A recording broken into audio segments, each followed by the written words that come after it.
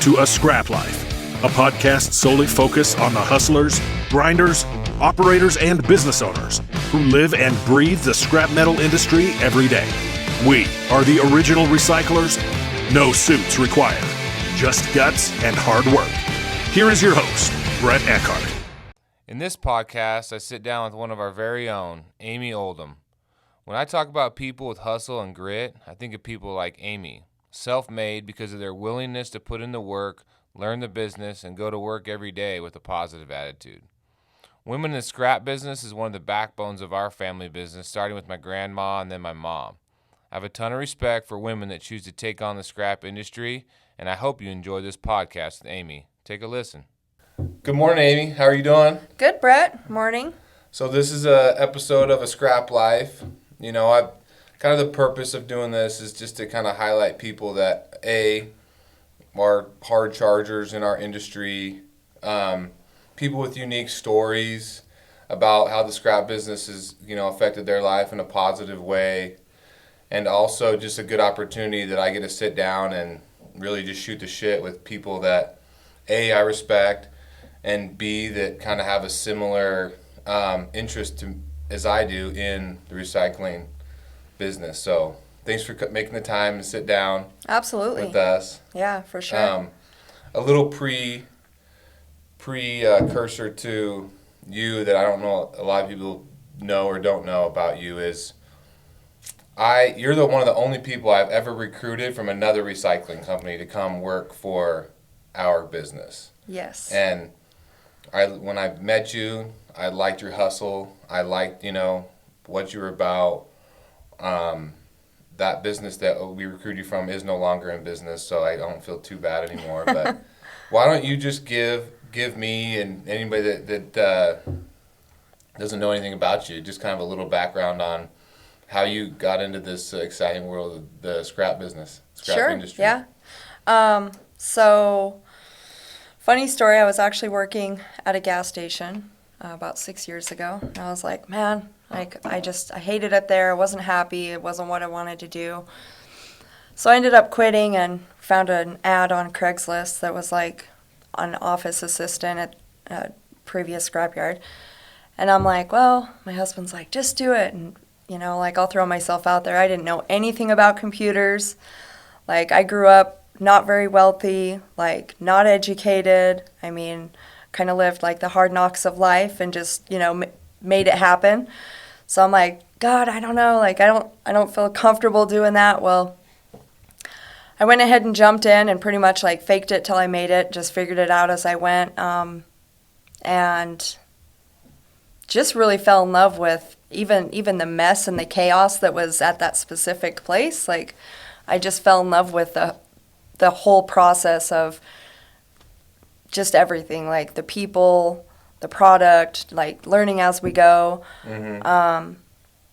And wasn't too much longer after that I was introduced to you, and kind of just went from there. So I jumped ship. And so when I met you, you were in the office, and at the time we were buying some scrap from that company, and mm-hmm. But we could tell that deal was kind of going sideways. That business was going sideways.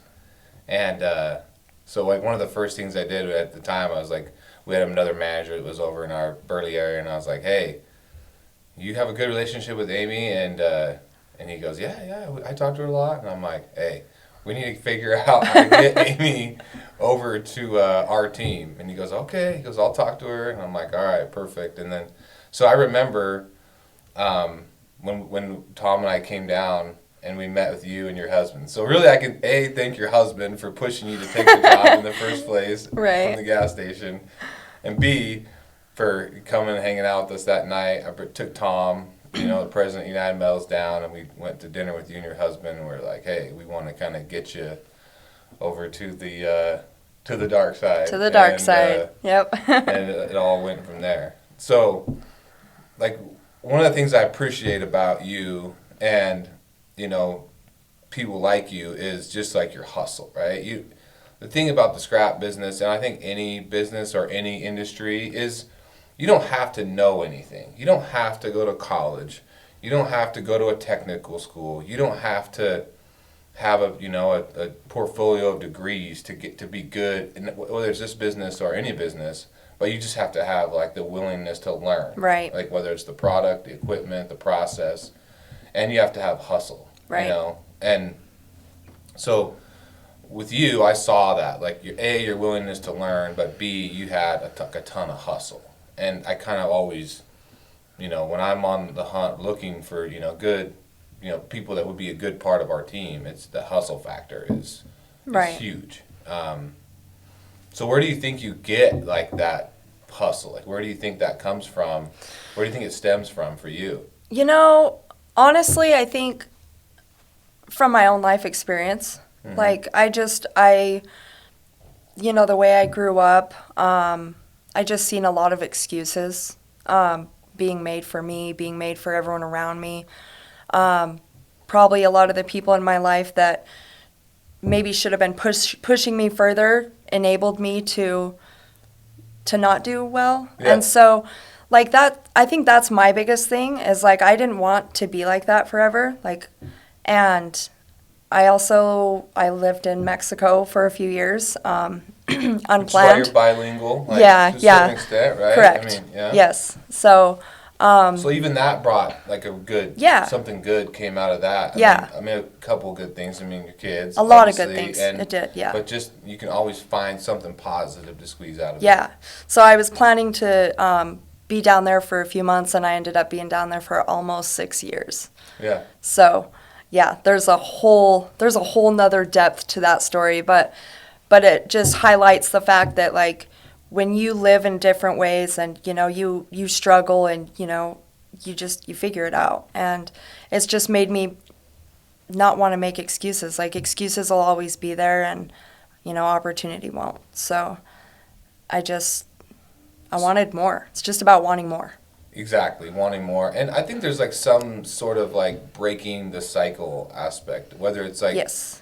I come from a family, my dad smoked cigarettes, and then he chewed tobacco, and this is just a small example, but it's like, for me, so I grew up, I chewed since I've been like 16, and I was a hard deal to break, but I always knew, like, my grandpa died from smoking cigarettes. I watched, my dad doesn't smoke cigarettes or chew anymore. He'll smoke a cigar on occasion, but, like, I always knew, like, with my kids, like, if somebody has to stop it, like, somebody has to say, okay, like, enough's enough, like, and even though I love, having a chew, like, it's one of my favorite things, I don't do it anymore, just because, like, I'm like, I don't want just for my kids. So, like, for you don't grow up in a little tougher of an environment, and people around you, I don't know that they necessarily don't want you to succeed, but they just, if when somebody actually does succeed or it does a little bit better, I think sometimes they're maybe not want to hold you back, but they kind of like, they want you to kind of still hang out and be in the, Right. So good for them, good for you for finding a way to push through it. Yeah. So let's talk about, like, the scrap business. Like, you started with us, basically. We just recruited you. You were in the office at your previous job. Mm-hmm. We kind of recruited you to just come and run our office, not knowing, like, what it would all develop into. So kind of give me an idea, like, what your job is today. Like, what's sure. So today my job is I'm the director of Southern Idaho. So basically do everything from purchasing scrap, staffing, helping both yards between Twin Falls and Heyburn, just run day-to-day function correctly, customer relations, a little bit of HR, a little bit of safety. So yeah, a little bit of everything. Just whatever comes my way let's get it done. Yeah. So. It's when you're the manager or the boss or whatever, like, your job isn't like one or two things. Like, you get to do a little bit of everything, right? Yep. And sometimes multiple at once. So that's the way it is. So for us, the way our regions broke out is you have basically 2 facilities and probably like a few hundred square miles, that you're kind of responsible for customer-wise, but 2 two of our bigger facilities. Really, one we have a stationary shear, and so we do a lot of ferrous processing. The other one is smaller in footprint, but a pretty good yard for us in Twin Falls. So I always it puts a smile on my face, like always, to know that somebody can start at X position and just hustle and grind their way. Because nobody gave that to you. Like, we didn't recruit you to do that job. Right. We recruited you to run an office. Yeah. Because that's what we knew you were doing at the time. But you always had the motivation to just want more. Well, yeah, I mean, you respect your team's job more, and they're going to respect you more. Like, just when I was, first started in the office in Hayburn, I was there 3 months, and I'm like, somebody want to watch The Office so I can go outside, So just about getting out there, and I just got out there and just jumped into the non-ferrous a little bit and jumped in the equipment and helped the guys out in the yard. And I mean, it just helped me grow and learn more too. So, and something that like what you just said is, and I stress this to everybody, is if you would have been scared for your job, or you would have been nervous, you would never have wanted somebody to come into the office and learn that job. Right. So the only way for you to get out of the office is to bring somebody in and teach them how to run the office. So you're teaching them how to do your job. Yep. Only because you're confident in yourself enough that you can teach somebody how to do your job so you can do another job. Yep. And I tell people that all the time, the only way you're ever going to grow, whether it's our business or industry or anybody else, is you have to be willing to teach somebody how to do your job. Yep. And not be afraid for your job that, if you teach somebody how to do it, you're going to be gone next week, Yeah, exactly. And that's how you get respect, I think, from your teammates, is they're like, oh, they're going to give me an opportunity to grow. So we, that's when Colby came in. Yep. And he had a chance to now run the office, which he seems to enjoy. Yeah, yeah. He probably wishes he could get outside sometimes. I get him out sometimes, yeah. So, but that's a big, if you want to build a business or you want to build and do more, you have to be willing to train people to do your job. Yep. And you got to be willing to teach yourself, educate yourself. You're not always going to have somebody there. Something that I've lived by is you can't leave that up to somebody else to teach you. You can't leave it up to somebody else to educate you or, pull you along.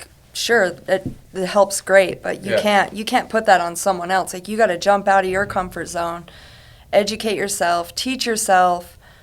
I've always loved what you've always said about surrounding yourself with people that are smarter than you. Yeah. You are who you hang out with. Mm-hmm. So 100%. You surround yourself with people that are smarter than you, that are good people. I mean, you're just going to go that direction. Yeah. And you can use that in anything, in business and life. And with your teenage kids, hey, put yourself around good kids. Yeah. And I remember my parents always having that conversation. Hey, say when I was 8th, 9th grade, I started going the wrong way. And my dad's like, no, dude, you are who you hang out with. If you hang out with a bunch of criminals, that's the route you're going to go. Yeah. People causing trouble.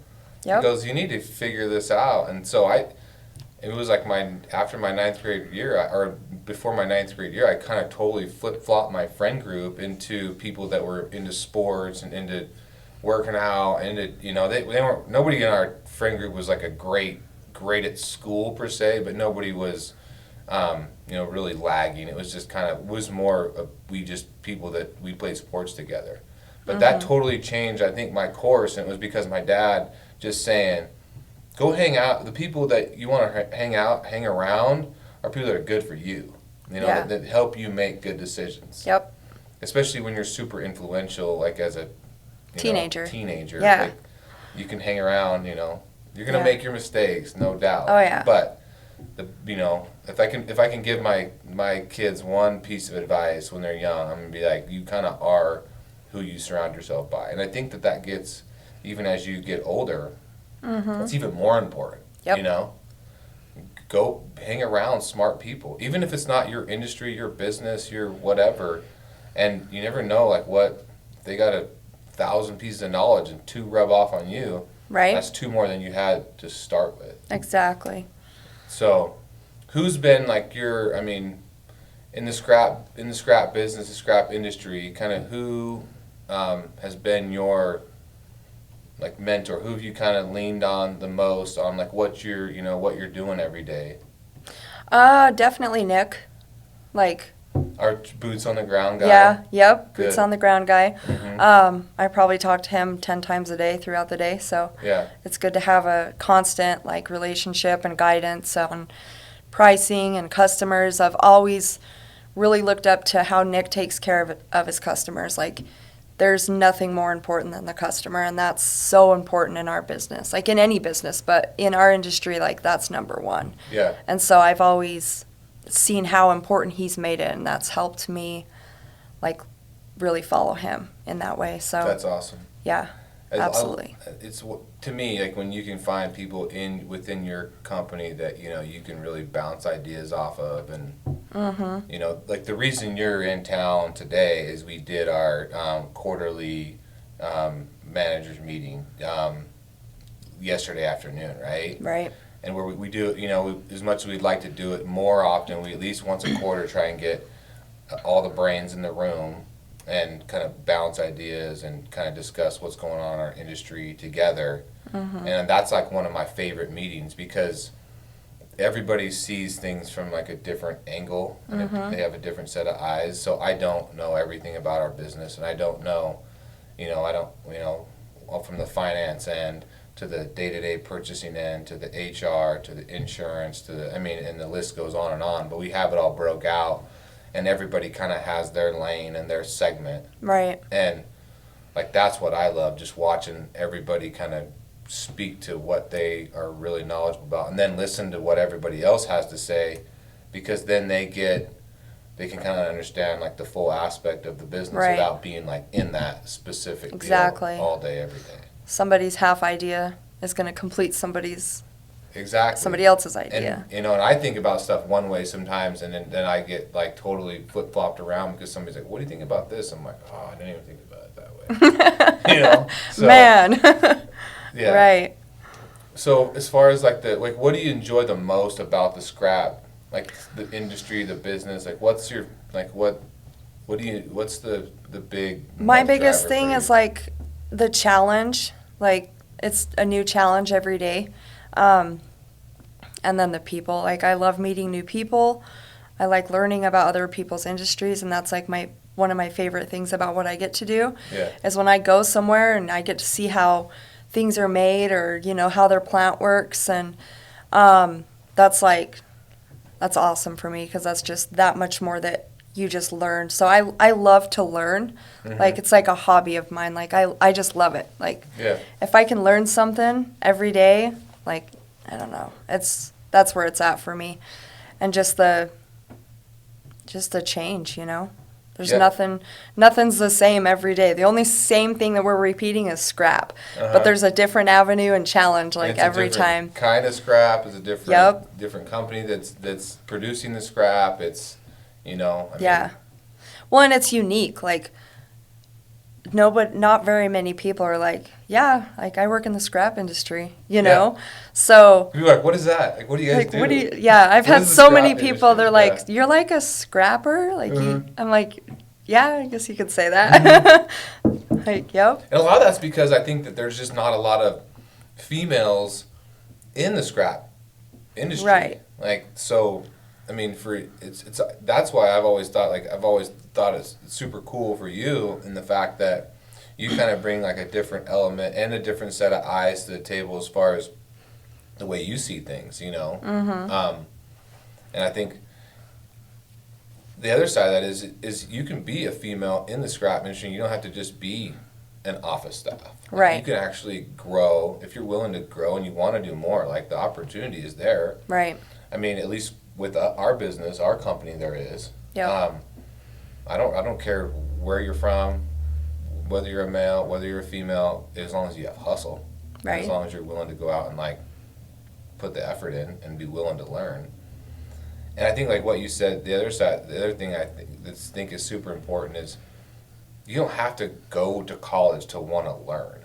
Right. I mean, if you want to be an excavator operator, you can go get on an excavator, go run the goddamn excavator. Yeah, for a figure it couple years. out. Put in time and figure it out. If Right. you want to be a welder, Yeah.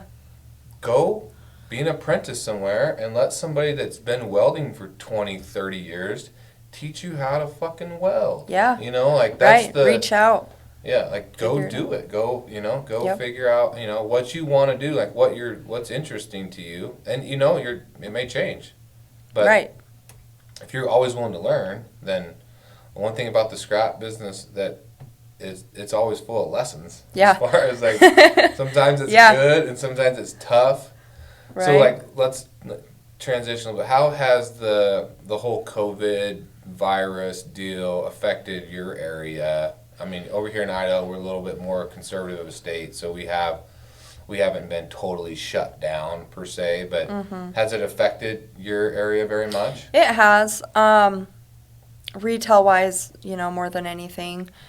Some of our commercial accounts slowed down a little bit, but the amount of agricultural and food processing that we have in the whole Mini-Cassia area has just, it didn't slow down too much. So, And I noticed that in our pipe business. I mean, the water's going to come, it's going to hit Yeah. the ditches in March. right. You better get the pipe in. Like in the plants, if you got the field, they're gonna plant it. Yep. I mean, you're seeing them. In some places, they're dumping the potatoes or the onions, just because there isn't a home for them. But there's still enough of a home that they still planted it. They still Right. harvested it, or they're going to harvest. Yeah. But on the scrap end, we've kind of seen the same thing over here in the Boise, the Ada County area. It's slowed down on the retail end because people have just been kind of cooped up in their houses. Right. But I get the feeling that it's going to turn back on. At some point, I feel like the commercial side of the business is starting to pick back up. Yep. Slowly but surely. And it didn't drop off a ton, but it did drop off some. So it's pretty resilient industry in that regard. Yeah. Yeah, for sure.